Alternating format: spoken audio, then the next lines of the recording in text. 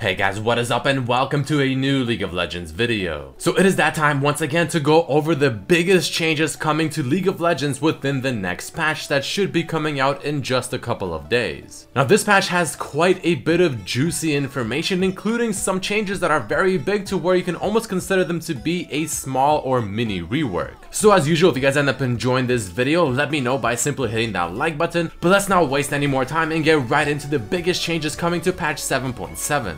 So let us start things off alphabetically and talk about Alistar. He's actually going to be getting some buffs this patch because this champion, especially in the support role, has not really been seeing all that much love lately, so Riot is going to be trying to put things a bit more into his favor. And this is how they're doing that. First of all, his passive Triumphant Roar now heals all nearby allied champions rather than just one. So now not only is it still very useful to have in the laning phase, but in teamfights it can actually be, in certain situations or in dire circumstances, be the difference between winning or losing a team fight and between a champion on your team actually living or dying.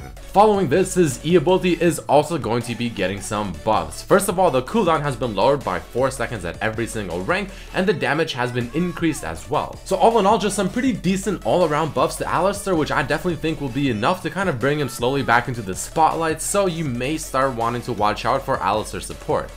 But following this, we're going to be going on to a change happening to Amumu, and this has to be one of the bigger changes of this patch. So the biggest thing is definitely his passive, which has its old effect completely removed, and the new effect is as follows. Amumu's basic attacks curse enemies for 3 seconds, causing them to take 15% bonus true damage from any magic damage dealt to them. So this in itself is actually quite damn big. Now the biggest thing to note is how it states any magic damage dealt to the champion, not just Amumu's magic damage. So this will also help Amumu and his team. So imagine if you have something like an Amumu ult right in the middle of a huge fight, because his ultimate will now also apply his curse, which is the passive, and then you have someone like maybe Orianna or maybe even a Brand just dishing out that huge magical damage. I mean, that makes that wombo just that much more deadly, to where not only are squishies gonna be dead regardless, but now tanks will also have to be scared and will definitely suffer. So like I was saying, his passive now offers this extra true damage, but his W will now refresh the curse on nearby enemies, and his ultimate, like I said, will now also flat out apply the curse to every single person hit.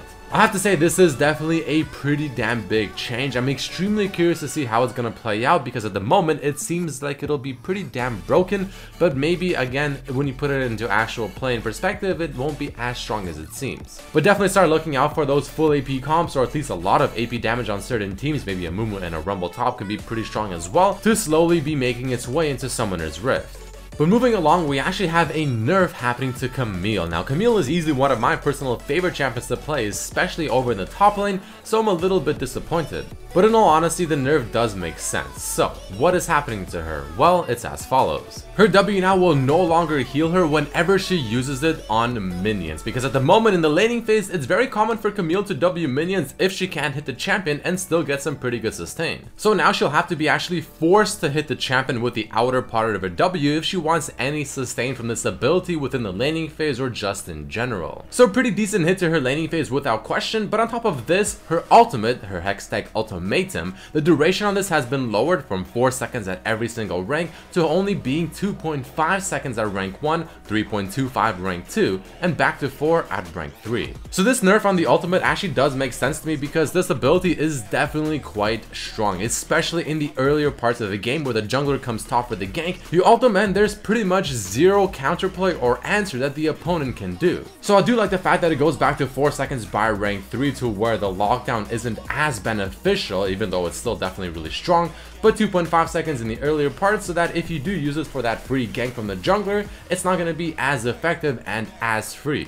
Next on the chopping block, we have some nerfs happening to Galio. Now this is going to be overall a nerf, even though some parts of it may seem like a slight buff. So first off, we have his passive. The damage has been lowered from 15 to 100 in terms of scaling, all the way down to 12 up to 80. Now this kind of makes sense to me, because his passive is definitely actually quite strong. The base damage on this ability was a little bit too high, so having this go down by just a bit does make a lot of sense. It'll still be really useful and really effective, just not as strong as it currently is. Then we also have some changes to his Q. Now first of which, again, which seems like a buff, which I guess technically it is, the AP ratio has been increased by 15%, but to sort of compensate, the combined tornado damage has actually been lowered from 9 to 6% of the enemy's max HP. So right off the bat, what does this mean? Well, it just has more burst damage, especially when going for squishy targets like the enemy ADC, maybe the enemy mid laner, but when you're using it to try and kill those really beefy tanks that have a lot of HP, then obviously this is going to be less effective. So all in all, this is definitely a nerf in my opinion, because at the moment, Galio can easily burst down squishies regardless if he gets to them,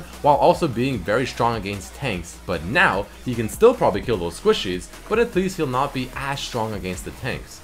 Next up, we have a very quick nerf happening to Graves, who in my opinion has got to be probably one of the best junglers at the very moment and for several patches in a row. His E passive True Grit will no longer grant 5 to 15 MR. Apparently now it'll only give him armor. Now this one is actually not that big because I mean it'll still be really useful in the jungle, you'll still have that extra MR to kind of sustain through the jungle and whatnot. But now if you were to invade AP champions or if you were to gank a lane where that has an AP champion in there as well, then there's a bit more I guess counterplay or damage that they can deal to you and actually try to kill you. Honestly, I'm not entirely sure how much this will affect Graves. Personally, I don't think this will hit him that hard since the armor is still very much there, but I guess we'll see when it comes to the live servers.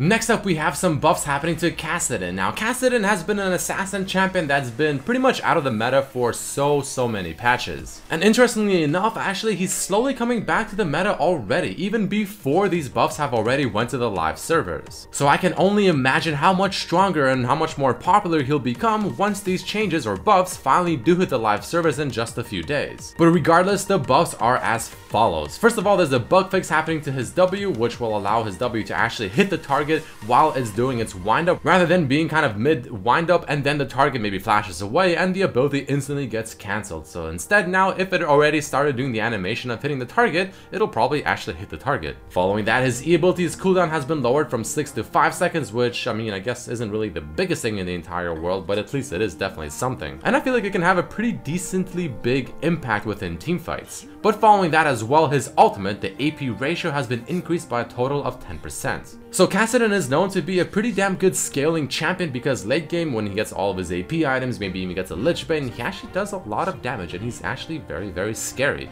Now that this AP scaling on his ultimate has been increased by 10%, that only naturally means that his AP scaling into late game will be even better. So definitely start expecting to see Kassadin become more meta in the next patch or two. Here's the nerf I feel like a lot of people will be very happy to see. Katarina. Her E ability, the Shoutout, the cooldown has actually been increased by 4 seconds at rank 1, but by rank 5 it'll be the same, which is 8. Now for Katarina, you almost always want to max her Q first, followed by her E ability, but what does this mean? Well, her laning phase is going to be even weaker because now you can't abuse your E ability's harass as often as possible, and on top of this, it also means that whenever you do pick up the daggers, at least for the first 4 levels, it won't actually reset the E ability as fast or at least to a lower cooldown as it currently does. So overall, this will just kind of slow down with how often she can harass her opponents and how often she can easily reset the E ability within the first few levels in the laning phase to go in for that all-in as well. Essentially, TLDR, this means that Katarina's laning phase has now become worse. Next up is going to be a change happening to Lux, which I did talk about in a previous video, but I'll quickly mention it once again. Her ultimate, Final Spark, has a new effect where now, if Final Spark kills an enemy champion, 10, 30, or 50% with respective levels of 1, 2, and 3 of the ultimate, will have its cooldown refunded. This is actually a pretty interesting change, like I said in the other video as well, because I honestly already think that Lux's ultimate has a really damn low cooldown to begin with, especially by rank 3 at 40% CDR. But now that it has the potential of having 50% of its cooldown refunded, means that you can literally have a barrage of Lux ultimates coming one after the other. And I feel like this can also make her teamfight presence even higher, because if you do land that final blow with the ultimate, then chances are you'll use it once again within that same teamfight as people maybe are running away. But the thing that's also really cool is the fact that the enemy team won't really know if the ultimate was the actual killing blow or not a lot of the times, so they won't really be knowing or expecting whether or not your ultimate will be flying at them once again very quickly, or if it'll be actually a little bit longer than usual. So a very strong and somewhat questionable change.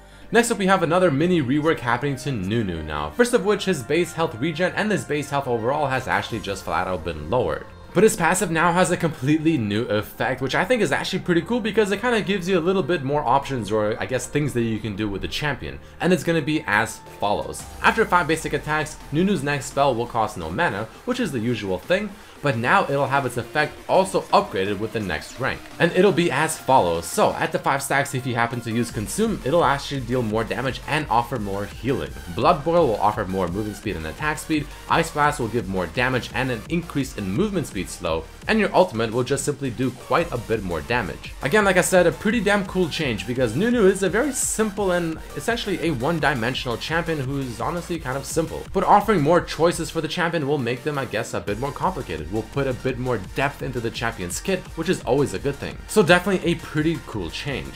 Next up, there's a very quick nerf happening to Rengar. His Q ability, the damage, has actually been lowered, and the AD ratio has been lowered as well. Now, this makes sense because Rengar is actually considered to be also one of the best jungle champions at the very moment. He's almost always banned, so giving him a bit of a nerf bat is gonna be definitely something to be expected. Now, the damage lowered honestly isn't really all that significant, and I quite honestly don't think this will affect Rengar too much in terms of being a negative thing, but I mean, it's still regardless a nerf, so I guess that's something we can be happy about. Following this, there's also going to be a nerf happening to Shaco where his passive, the critical strike damage, has been changed from 120 to 145 to 130, but also having a 40% AP ratio.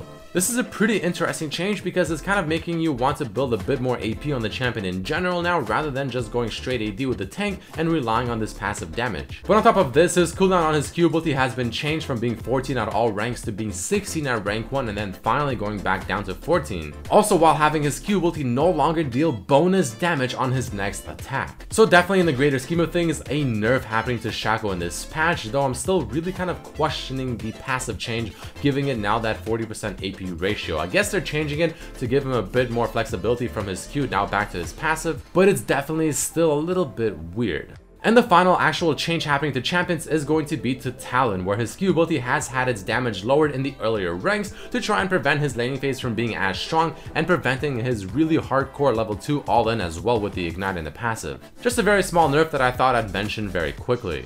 But the very final thing I want to quickly touch on are going to be 2 new skins, one happening to Darius, which is going to be only unlocked through the Hextech crafting system, and then also, of course, we have the Godfist Lee Sin, which, by the way, if you haven't seen my video of, I highly recommend checking out. This skin is absolutely wonderful. But either way, guys, that is about it for this video. There you have it, a whole bunch of really cool and interesting changes coming to patch 7.7, including 2 so-called reworks. If you guys enjoyed this video and you want me to continue doing this for every new patch every 2 weeks, then let me know by hitting that like button. But thank you all so much for watching. Make sure to subscribe if you haven't, and I'll see you for the next video. Peace.